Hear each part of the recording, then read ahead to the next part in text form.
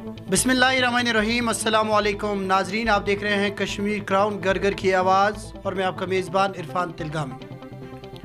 नाजरीन, चूँकि जम्मू और कश्मीर में सियासी हलचल जारी है, कभी एक पार्टी कहती है कि हम आर्टिकल 370 के लिए सुप्रीम कोर्ट में लड़ेंगे, कभी दूसरी पार्टी कह रही है कि हम सेंटर से आर्टिकल 370 वापस मांगेंगे।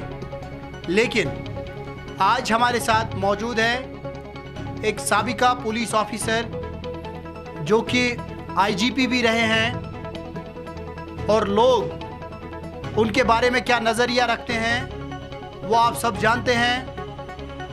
मैं आपको बता दूं कि आज हमारे साथ मौजूद हैं साबिका आईजीपी शफकत अली वटाली साहब, जो कि एक आईपीएस ऑफिसर रह चुके हैं, और साथ ही साथ लंगेट कॉन्स्टिट्यूंसी के इंचार्ज है वो फ़िलहाल नेशनल कॉन्फ्रेंस के।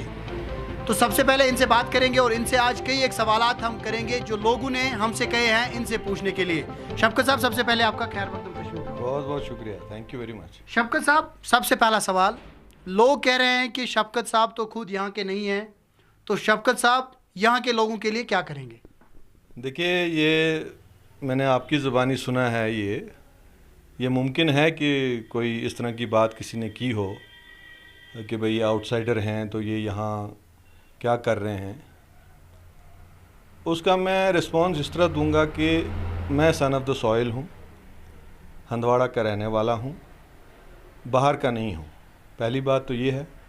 दूसरी बात ये है कि ये एक दकियानूसी कॉन्सेप्ट है कि ये जी बाहर का है, ये क्या करेगा, ये नहीं कर सकता है। बेसिकली इंसान में खिदमत का जज्बा होना चाहिए। बिल्कुल, आप मेरे हुकूक के लिए लड़ सकते हैं, मैं आपके हुकूक के लिए लड़ सकता हूँ। हम अलग अलग जगह के रहने वाले हैं। ये वो लोग शायद बात करते हैं जिनको अपने ऊपर कॉन्फिडेंस नहीं है और दूसरे को वो नीचा दिखाने के लिए ऊपर चढ़ना चाहते हैं। मुझे नहीं लगता आम लोगों में ये नज़रिया है, किसी किसी में हो सकता है। मेरी उनको एडवाइस ये है कि वो लोगों का काम करें। अगर वो लोगों का काम करना चाहते हैं, किसी की पीठ पे चढ़ के तरक्की करना कोई बड़ी बात नहीं है। आप सियासी तौर पे मैदान में आइए, मुकाबला कीजिए। आए दिन हम लोगों के काम करते हैं, हालांकि इस वक्त पॉलिटिकल हुकूमत नहीं है, लेकिन फिर भी हमारी कोशिश है। हमारी एक बहुत बड़ी तंजीम है और उस तंजीम के पेश नज़र जो मुझे ताकत मिलती है और जो मेरा अपना असर रसूख है, मैं लोगों का काम कर रहा हूँ और लोग मुतमईन हैं और ज़्यादा से ज़्यादा लोग हमारे साथ जुड़ रहे हैं। आप तो काम कर रहे हैं ना, लेकिन 370 हटाए जाने में बताया जा रहा है कि सबसे बड़ा हाथ जो है नेशनल कॉन्फ्रेंस का है। तो इस हवाले से आप क्या कहना चाहते हैं? देखिए, ये एक अलमिया है। ये एक बात वो एक ग्रुप करता है जिनको अपनी हिस्ट्री का नॉलेज नहीं है। अगर हम थोड़ा सा पीछे जाएं, देखिए ये ज़बानी बातें नहीं हैं, ये लिखी गई हैं, ये तारीख में है, ये डॉक्यूमेंटेड हैं ये चीज़ें। अगर इल्हाक हुआ और 370 भारतीय कॉन्स्टिट्यूशन में आया, वो किन वजूहात के बिना पे आया, कौन लोग थे उस वक़्त। जैसे महाराजा थे, कुछ हालात ऐसे बने, महाराजा ओरिजिनली चाह रहे थे कि हम इंडिपेंडेंट रहें, लेकिन कुछ ऐसे हालात हुए जो सबको पता है और मजबूरन इल्हाक हिंदुस्तान के साथ करना पड़ा। और शेर कश्मीर शेख मोहम्मद अब्दुल्ला उस वक्त टॉलेस्ट लीडर थे, अनडिस्प्यूटेड लीडर थे लोगों के, तो वो बरसर इक़्तिदार आए। अगर नेशनल कॉन्फ्रेंस ही वो जमात है जिसने 370 को या खसूसी पोजीशन को कमज़ोर किया है, तो शेर कश्मीर शेख मोहम्मद अब्दुल्ला को अपने ही दोस्त जवाहरलाल नेहरू ने as prime minister of J&K गिरफ़्तार क्यों किया? वो 22 साल कैद खानों में और अजियत खानों में क्यों रहे? और उन 22 सालों में ये उन लोगों को जवाब देना है जो प्रोपेगेंडा कर रहे हैं नेशनल कॉन्फ्रेंस के खिलाफ, कि उन 22 सालों में कौन से लोग ऐसे थे जो बरसर इक़्तिदार थे। प्राइम मिनिस्टर से चीफ मिनिस्टर हम कैसे पहुँचे? जो हमारा सदर रियासत था वो गवर्नर कैसे बन गया? किसके दौर में बना? ये सवाल पूछना पड़ेगा, जवाब देना पड़ेगा इन लोगों को। उसके अलावा जो सेंट्रल सर्विसेज थी, यहाँ थी नहीं IAS IPS, वो किसने लाई? लिहाजा मेरी गुजारिश उन लोगों से है जो इस किस्म का प्रोपेगेंडा करते हैं, वो ज़रा मुताला करें हिस्ट्री का और देखें कि नेशनल कॉन्फ्रेंस की क्या कुर्बानियाँ रही हैं। 22 साल हाफ ऑफ लाइफ टाइम होता है। आधी ज़िंदगी होती है। आज जो हमारे लीडर हैं, फारूक साहब हैं या उनके बाकी सिबलिंग्स हैं, वो छोटे छोटे बच्चे थे, वो कैसे पले उस माहौल में। लेकिन फिर भी नेशनल कॉन्फ्रेंस ने हमेशा ऐसे लोगों का मुकाबला किया जिन्होंने हमारा सेल आउट किया। आज वही लोग हम पे इल्ज़ाम लगा रहे हैं। ये एक बहुत बड़ा सवाल है कि 22 साल यहाँ शेर कश्मीर शेख मोहम्मद अब्दुल्ला और उनके जो साथी थे वो जेलों में थे, तो हुकूमत कौन कर रहा था यहाँ? कौन से लोग थे? उनके नाम होंगे, उनके पते होंगे, और किस किस की हुकूमत में इस स्पेशल स्टेटस को बहुत ही ज़्यादा नुकसान पहुँचाया गया। और जब 75 में गवर्नमेंट ऑफ इंडिया के पास चारा नहीं था, क्योंकि रिग्ड इलेक्शंस होते थे, बाकी चीज़ें होती थी, तो उनको मजबूरन फिर इल्हाक करना पड़ा, दोबारा एक एग्रीमेंट पर करना पड़ा जिसको हम शेख इंदिरा अकॉर्ड के नाम से जानते हैं। अगर वो अकॉर्ड पढ़ा जाए, वो पढ़ता कोई नहीं है। दैट इज़ द, खासकर जो नौजवान हमारे हैं, मैं उनसे गुजारिश करूँगा वो ज़रा मुताला करें। उस अकॉर्ड में यही था कि जो इन 22 सालों में स्पेशल स्टेटस की तबाही की गई है, जो कानून गैर आईनी तरीके से लागू किए 22 साल में, उनको एक एक करके कैसे हम रिवर्स करेंगे। ये एग्रीमेंट था, साइंड एग्रीमेंट है। लेकिन इसमें इल्ज़ाम लग रहा है ना, इल्ज़ाम लग रहा है कि आपके फारूक साहब जो थे वो हुकूमत में रहे, आपके उमर साहब थे वो हुकूमत में रहे, तो उन्होंने अपने दौर में क्यों नहीं इस टेम्प्रेरी आर्टिकल को परमानेंट बनाया? देखिए ये जो इस पे मैं गुजारिश करूँगा कि मुझे लगता है पूरे जम्मू कश्मीर ने, मैं क्या समझता हूँ कि पूरे इंडिया ने और दुनिया के कोने कोने में रिसेंट जो है इंटरव्यू उमर अब्दुल्ला साहब का देखा होगा। उन्होंने इसकी वजाहत की है कि ये टेम्परेरी आर्टिकल क्यों था। ये सुप्रीम कोर्ट ने होल्ड किया है प्रीवियस जजमेंट्स में कि इसको चेंज नहीं किया जा सकता है। यही तो एक रिश्ता है इंडिया के साथ। जो पुल है वो 370 है, आप उसी पुल को कैसे तोड़ सकते हैं?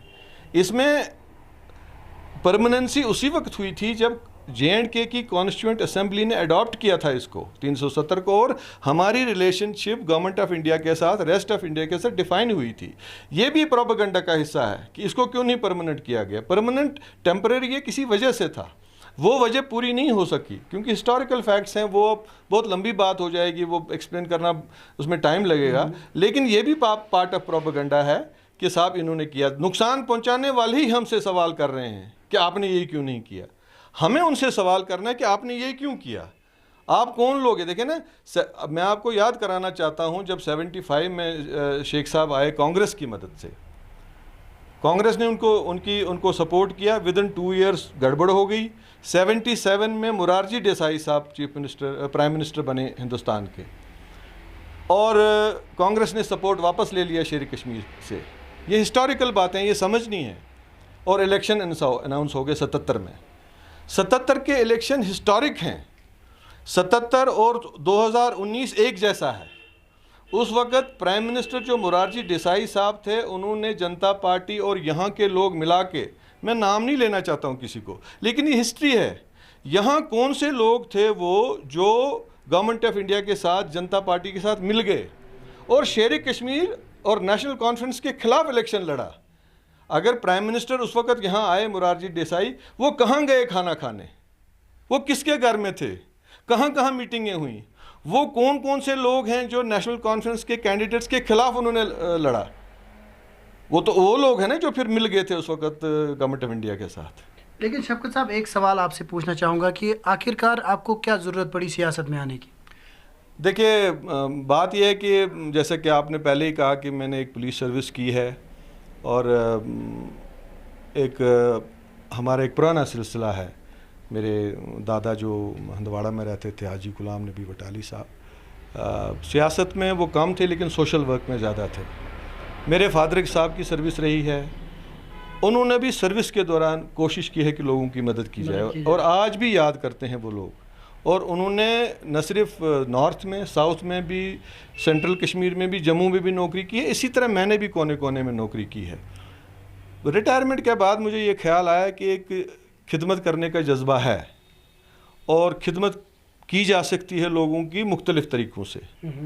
लेकिन मुझे ये बेटर लगा कि मैं एक अच्छी और ईमानदार और प्रिंसिपल्ड पॉलिटिकल पार्टी के साथ हाथ मिलाऊं, जिसका एक बहुत बड़ा कैडर हो, और वहाँ पे मैं लोगों की खिदमत करूँ। और वही वजह ये है, ये हम इलेक्शन लड़ने के लिए, हारने के लिए, जीतने के लिए, वो एक इंसिडेंटल चीज़ है, वो एक अलग मामला है। अभी आप देखेंगे, मैंने जैसे आपको बताया, अभी भी हम लोगों का काम कर रहे हैं, तो इसी जज्बे से मैं सियासत में। लेकिन शफकत साहब, आपको नहीं लगता कि लोगों को आप पे भरोसा करना थोड़ा मुश्किल होगा, क्योंकि आप एक पुलिस ऑफिसर रहते हैं और हमारे समाज में क्या है, एक पुलिस ऑफिसर की इमेज पब्लिक में कभी अच्छी नहीं होती है। तो आपके तो फिर भी लोग जानते हैं आपकी इमेज कैसी है, लेकिन फिर भी आप अगर लोगों को थोड़ा सा बता दें, कैसे लोग आपके ट्रस्ट करेंगे, क्योंकि आमतौर पर कहा जाता है ये पुलिस वाला है, ये ऐसा होगा वैसा होगा, तो इस हवाले से आप थोड़ा बता दें। देखिए, मैं ये इस के रिस्पॉन्स में ये ज़रूर कहूँगा कि आप किसी भी शोबे से ताल्लुक़ रख सकते हैं। आप मीडिया से हैं, मैं पुलिस से था, कोई बिज़नेस कम्युनिटी से है, कोई ब्यूरोक्रेट है, एक जैसे लोग नहीं होते हैं ऑर्गेनाइजेशंस में। जिस भी प्रोफेशन को आप लोग, अच्छे और बुरे आपको मिलेंगे। पुलिस का मैं एक चीज़ आपको बता सकता हूँ कि सबसे जो टफ वर्क है, डर्टी वर्क जो समाज का है, वो पुलिस को करना पड़ता है। नतीजा ये निकलता है कि पुलिस बदनाम हो जाती है जनरली। उसमें कोई गलतियाँ भी होती हैं, कुछ ब्लैक शीप भी हो सकते हैं, लेकिन आप देखिए, अगर हम यहाँ से एक इंजीनियर को ले लें और यहाँ से एक पुलिस अफसर को ले लें, इंजीनियर 10 किस्म के बेनिफिट दे सकता है किसी को, पुलिस वाला क्या देगा? पुलिस वाले ने पकड़ दकड़ ही करनी, अगर किसी ने जुर्म किया है तो उसको अंदर ही करना है, तो एक ऐसी इमेज बन जाती है। लेकिन मैं वसूख से कह सकता हूँ, क्योंकि मैं एक हिसाब से ख़ानदानी पुलिस वाला हूँ, कि जितना काम और जितनी खिदमत पुलिस वाले करते हैं वो अनपैरेलल्ड है, दिन रात। लेकिन कुछ वजूहात की बिना पे हम बदनाम हो जाते हैं। मैं लोगों को ये कहना चाहता हूँ कि एक तो मेरी सर्विस है, मैं आपको अपना बायोडाटा दे सकता हूँ, मैं कहाँ कहाँ रहा हूँ, गांदरबल से लेके, रजौरी से लेके, अनंतनाग से लेके मैं रहा हूँ। जाइए पता कीजिए लोगों से हमने क्या किया। हमने अपनी वर्दी का नाजायज़ इस्तेमाल कभी नहीं किया, हमने जायज़ इस्तेमाल किया और कोशिश की कि हम खामखा मुसीबत में लोगों को ना डालें, मसलों को बैठ के सुलझाएं, और वही हमने किया। बिल्कुल। लेकिन बटाली साहब, आपसे एक बात पूछना चाहूँगा कि तमाम पार्टियाँ इस वक्त, अगर हम देखें डीडीसीज़ में भी कई कैंडिडेट्स ने कहा हम आर्टिकल 370 वापस लाएंगे, लेकिन जब फिर देखा गया तो उनके डोमेन में वो चीज़ नहीं थी। तो आप as a party, as National Conference के आप एक उम्मीदवार हैं, नेशनल कॉन्फ्रेंस के आप इंचार्ज हैं लंगेट के, तो आप मुझे बताएं, आप 370 के लिए आप आज तक आपने क्या किया और क्या करने वाले हैं आगे? देखिए, ये जो मामला है, जो 5 अगस्त को जो सान्य हुआ हमारे साथ, जो अनकॉन्स्टिट्यूशनल तरीके से इन्होंने ये ख़त्म किया हमारा स्पेशल स्टेटस और जो हमारा डोमिसाइल लॉज थे, इसमें वाज़ेह पॉलिसी है नेशनल कॉन्फ्रेंस की, और नेशनल कॉन्फ्रेंस पहली पार्टी है जो सुप्रीम कोर्ट में इसके खिलाफ गई है। हम समझते हैं कि चूँकि ये एक डोमेन मेरे सीनियर लीडर्स का है, लेकिन चूँकि आपने सवाल पूछा तो जवाब देना पड़ेगा कि ये एक मामूली लड़ाई अब है नहीं, ये कमज़ोर दिल वाले नहीं लड़ सकते हैं। ये एक पॉलिटिकल लड़ाई भी है, ये एक आईनी लड़ाई भी है, और ये कानूनी लड़ाई भी है। सही कहा हमारे नायब सदर नेशनल कॉन्फ्रेंस के जो हैं उमर साहब, उन्होंने सही कहा पीछे इंटरव्यू में कि अगर बीजेपी को 70 साल लगे ये हटाने में, तो हमें भी अगर 70 साल लगते हैं तो हम छोड़ेंगे नहीं। बाकी अगर कोई कुछ कहते हैं कुछ लोग या कुछ पार्टीज़ कहती हैं हम ये करेंगे वो करेंगे, लेकिन कॉन्क्रीट स्टेप्स क्या ले रहे हैं? वो कॉन्क्रीट स्टेप्स हमने लिए हैं। जो फोरम था राइट टाइम पे, हम राइट फोरम में सुप्रीम कोर्ट में गए हैं, और जो मैंने पहले भी अर्ज़ की कि सुप्रीम कोर्ट ने इस पर कई जजमेंट्स दी हैं, और हमें उम्मीद है और हम पूरा कॉन्फिडेंस है हमें सुप्रीम कोर्ट पे। एक इंडिपेंडेंट इंस्टीट्यूशन है, और ऐसे कॉन्स्टिट्यूशनल और क्रूशल मसले पे वो हमारे हक़ में फ़ैसला करेंगे। ये लड़ाई चलती रहेगी, लेकिन पुरअमन तरीके से। देखिए, हम वो पथराव वाली पार्टी नहीं है, लोगों को हम मुसीबत में डालने वाले नहीं हैं। जो हमारा तरीका है, जो एक आईनी और पॉलिटिकल तरीका है, उस तरह से लड़ा जाएगा। बाकी भी कुछ लोग क्लेम करते हैं हम करेंगे, लेकिन पब्लिक सब जानती है, मैं किसी को बेवकूफ़ नहीं बना सकता हूँ, कोई किसी को बेवकूफ़ नहीं बना सकता। अब आईने हट गए हैं, अब पर्दे हट गए हैं, कौन कितना पानी में है सबको पता है। लेकिन शफकत साहब, अगर हम बात करें नेशनल कॉन्फ्रेंस की, नेशनल कॉन्फ्रेंस भी एक पार्टी है, इसी तरह दूसरी पार्टियां यहाँ पे, चाहे हम अपनी पार्टी की बात करें, चाहे हम पीपल्स कॉन्फ्रेंस की बात करें, चाहे हम अवामी इत्तेहाद पार्टी की बात करें, या दीगर जो भी पार्टियाँ हैं, PDP वगैरह, उनकी बात करें, तो किस नज़रिए से आप इन्हें देखते हैं? देखिए, ये एक जमहूरी निज़ाम है, यहाँ हर एक पार्टी को हक़ है पब्लिक के सामने आने का। ज़ाती लड़ाई कोई नहीं है। ये एक प्रिंसिपल्स की लड़ाई होती है, उसूलों की लड़ाई होती है। लोग खुद जज करेंगे। अगर पीपल्स कॉन्फ्रेंस है, वो क्या कर रहे हैं, उनकी एक्टिविटी क्या है, शफ़क़त वटाली सुबह किससे मिल रहा है, शाम किससे मिल रहा है। आज सोशल मीडिया का ज़माना है, घर घर में इंफॉर्मेशन आती है। अभी हम बात कर ही रहे होंगे तो ये सोशल मीडिया पे पहुंच जाएगी। इसी तरह अपने पार्टी है, वो कब वजूद में आई, कौन लोग उस पार्टी में हैं। मेरे बड़े ज़ाती ताल्लुकात हैं, हमारे ख़ानदानी ताल्लुकात हैं इन लीडरों से, और मैं उम्र में काफ़ी लोगों से छोटा भी हूँ। सजाद लोन साहब हैं, मेरे छोटे भाई की तरह हैं। कोई पर्सनल लड़ाई नहीं है, लेकिन मैं समझता हूँ कि असूलों की लड़ाई हम ज़रूर लड़ेंगे। हम पर्सनल अटैक्स नहीं करेंगे, असूलों की लड़ाई ज़रूर करेंगे, और अपनी जो बात है वो भी बताएंगे लोगों को। और अगर कोई धोखा दे रहा हमारी कौम को, वो भी हमारा काम है, फ़र्ज़ बनता है हम लोगों को बताएं। आपने नाम लिया, जैसे आपने इंजीनियर रशीद साहब का भी नाम लिया। मैं हमेशा कहता हूँ कि भाई अच्छी बात नहीं है उनको हमने बंद रखा है। ये जमहूरी सिस्टम है, उनके कुछ व्यूज़ हो सकते हैं जो हमसे नहीं मिलते हैं, तरीक़ेकार उनका डिफरेंट हो सकता है, लेकिन वो भी एक मास लीडर हैं। वो 2 साल रहे हैं, 2 बार रहे हैं एमएलए, और मैं समझता हूँ कि उनको सलाखों के पीछे रखने से कुछ नहीं होगा। वो आए, हमने उनसे कुछ सवाल करने हैं, लोगों ने उनसे कुछ सवाल करने हैं। वो 2 टाइम एमएलए हैं, वो ज़रा अपनी प्रोग्रेस बताएं कि यहाँ उन्होंने पिछले 10-12 साल में लोगों के लिए कौन सा काम किया, कौन सा बड़ा प्रोजेक्ट बना है। उनको बंद रखने से कोई फ़ायदा नहीं है, उसका नुकसान ही है, जमहूरियत को नुकसान ही होता है। हमारा काम है कि जो अगर कोई गुमराह कर रहा है कौम को, हम कौम को आगाह करें, हम लोगों को बताएं। अगर हमारी कोई खामियां हैं वो भी हमें बताया जाए, हम उनको करेक्ट करेंगे, लेकिन हम इस कौम को धोखा नहीं देंगे, ये हमारा वादा है। अच्छा वटाली साहब, आपसे जानना चाहूँगा कि आप भी अब कई एक सालों से सियासत में हैं, तो क्या आप भी दूर दराज इलाकों में लोगों तक जाते हैं, वहाँ पे आप उनकी मुश्किलात देखते हैं, तो क्या लगा आपको ज़्यादातर मुश्किलात जो लोगों में है क्या है? देखिए, मैं लंगेट के हवाले से ज़रूर ये कहूँगा कि मैं तकरीबन हर गांव में गया, पहाड़ी इलाकों में गया, मैदानी इलाकों में गया। लंगेट के 2 साइड में 2 इम्पॉर्टेंट कॉन्स्टिट्यूंसीज़ हैं। एक तरफ से रफियाबाद है, दूसरी तरफ से हंदवाड़ा है। मैं समझता हूँ कि इनके मुकाबले में, इन 2 कॉन्स्टिट्यूंसीज़ के मुकाबले में ज़ीरो है डेवलपमेंट के हिसाब से लंगेट।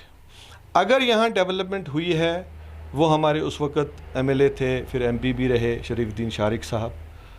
अगर यहाँ रोड्स का आप जाल देख रहे हैं, आप पुल देख रहे हैं जगह जगह पे, आप हॉस्पिटल्स देख रहे हैं, आप स्कूल देख रहे हैं, जितनी भी आप फैसिलिटी आज लंगेट में देख रहे हैं वो उनके टाइम पे हुई। इसीलिए मैंने सवाल किया कि इंजीनियर रशीद साहब को छोड़ना चाहिए सरकार को, ताकि वो अपने 10-12 साल का भी हिसाब दें।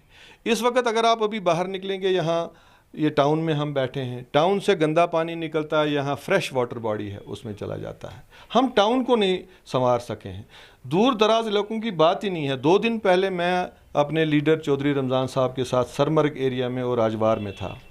वहाँ हमने एक NTPSC देखी, जो नई PSC बनती है, लॉक्ड है, डिलेबिटेटेड कंडीशन में है, कोई स्टाफ अटेंड नहीं कर रहा है।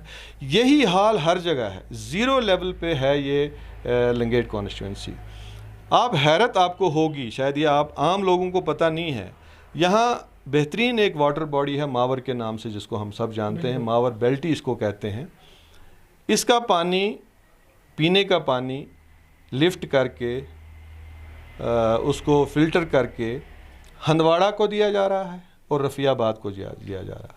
आप ज़रा यहाँ के लोगों से पूछिए उनको कौन सा पानी मिल रहा है। उनका कोई फ़िल्ट्रेशन प्लांट यहाँ नहीं है, उनको गंदा पानी पीना पड़ता है।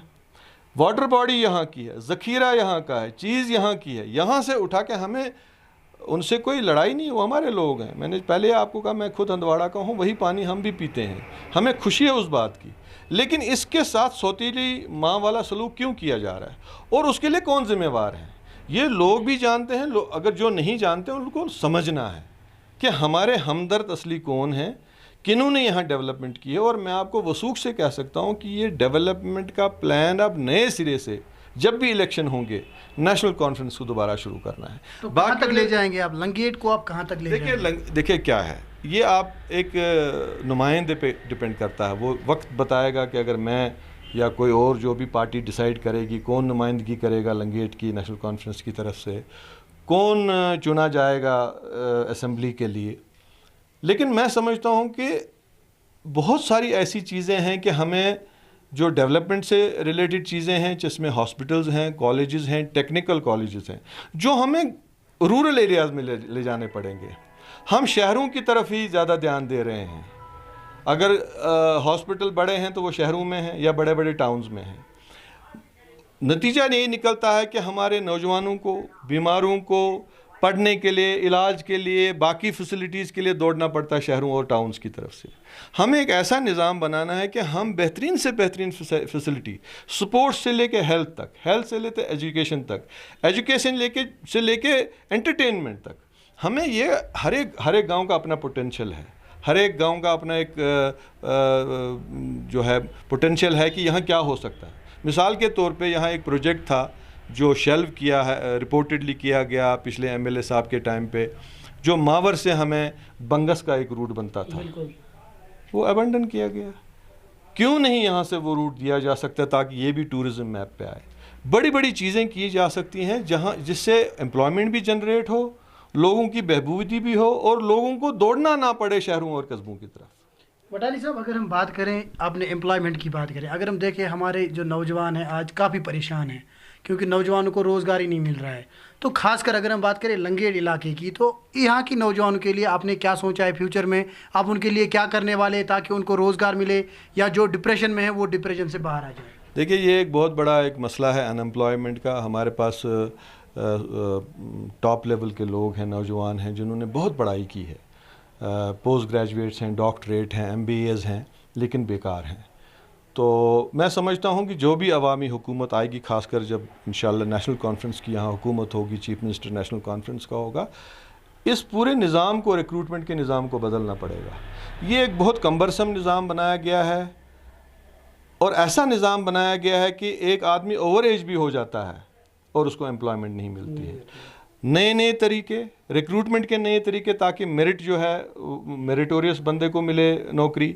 इसी तरह और एवेन्यूज़ जो हैं सरकार के अलावा, एक तो हो गया ना बोलने के लिए कि हम जी ये करेंगे और वो करेंगे, ये लिंक करना है हमें डेवलपमेंट के साथ।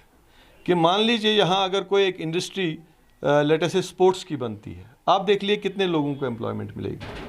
यहाँ ज़्यादा से ज़्यादा डिपेंडेंट क्या है लोग इस वक्त, ये मजदूरी पे हैं जो आर्मी और बीकन के साथ चले जाते हैं। तो एक नया विज़न देना पड़ेगा कि जो नौजवान है, जिसको जो एप्टीट्यूड है, जो जिसकी काबिलियत है, उसको उसी तरफ ले जाया जाए।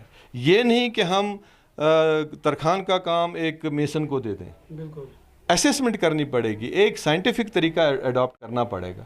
और सरकार की ड्यूटी बनती है, ये ठीक है सरकार सबको नौकरी नहीं दे सकती, ये भी हम मानते हैं, लेकिन सरकार की ड्यूटी बनती है कि अगर हमारे नौजवान हैं जिनमें पोटेंशियल है और उन्होंने पढ़ा लिखा है, उनकी एनर्जीज़ को हम कैसे चैनलाइज करें और वो रोज़गार कैसे कमाएंगे एक डिसेंट तरीके से, ताकि वो डिपेंडेंट ना रहें, डिप्रेशन का शिकार ना हो, ड्रग्स की तरफ ना जाएं। अगर आप मेन कॉज देखेंगे ड्रग्स का, वो अनएम्प्लॉयमेंट है।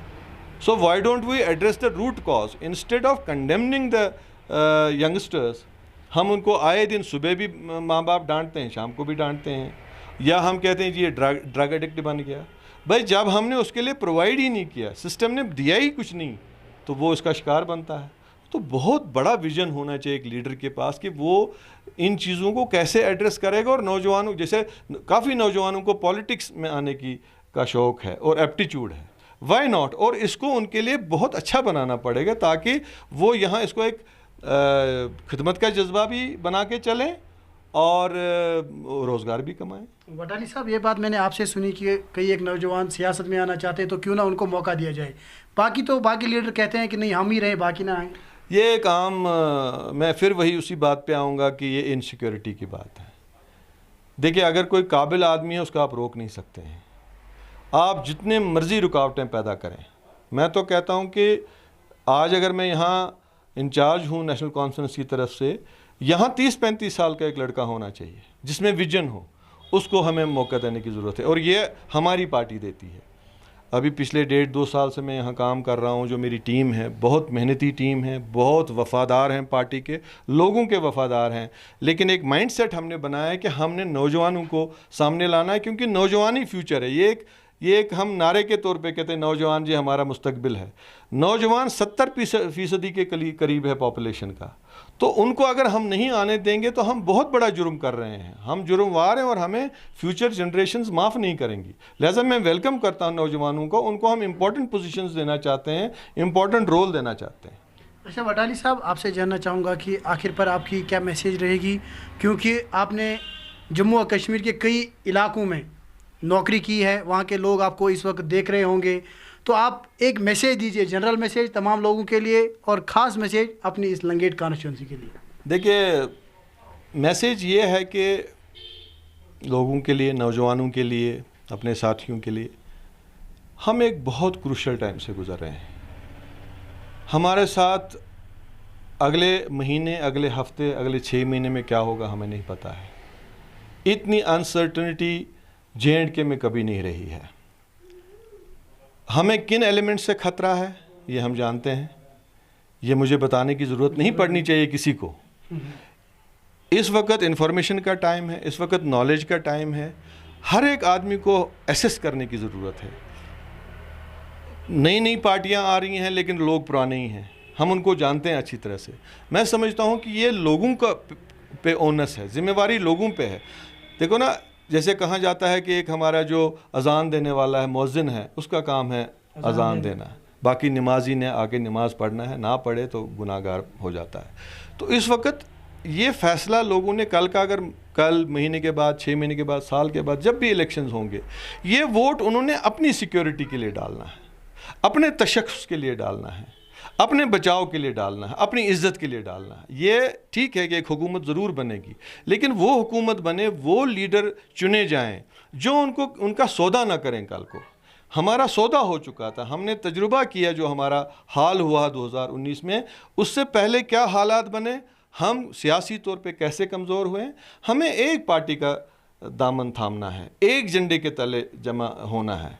यही वजह है कि अगर नेशनल कॉन्फ्रेंस की हिस्ट्री को आप लोगे, इसको हर तरफ से प्रोपेगेंडा के ज़रिए, गोलियों के ज़रिए, हर तरीके से कमज़ोर बनाने की कोशिश की गई, क्योंकि यही एक मुहाफ़िज़ थी कश्मीरियों की और जम्मू कश्मीर के लोगों की, इवन लद्दाख की। आप देखेंगे ऐसी पार्टी आपको नहीं मिलेगी जिसमें हर तरह के लोग हैं और हर मज़हब के लोग हैं। लिहाजा उस चीज़ को समझना है कि हमने सारे तजुर्बे किए, इसको भी बनाया, वो पार्टी भी बरसर इक़्तिदार आई, इसको भी मिनिस्टर बनाया, लेकिन इन्होंने हमारा सौदा किया।